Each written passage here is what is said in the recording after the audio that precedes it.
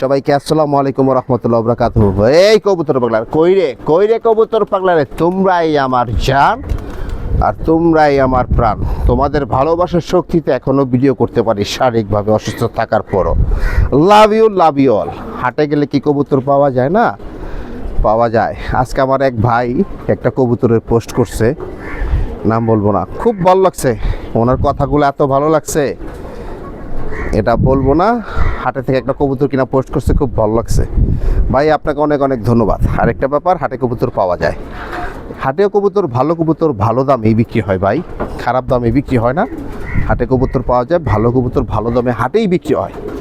হ্যাঁ, এই যে হাটে থেকে কিনছে একটা কবুতর, দেখেন দেখেন, কিচ্ছু ধরনের মাথাটা কিচ্ছু ধরনের, দেন শেপটা দেখেন একদম 100 এই যে পর দেখেন, খুব ফার্স্ট ক্লাস কবুতর, পাও যেখানে যা আছে একদম A1, কোনো মানে আল্লাহ তাল্লাহ ওরে তৈরি করছে এত সুন্দর একটা কবুতর। হাটে থেকে কিনছি কবুতরটা, দেখেন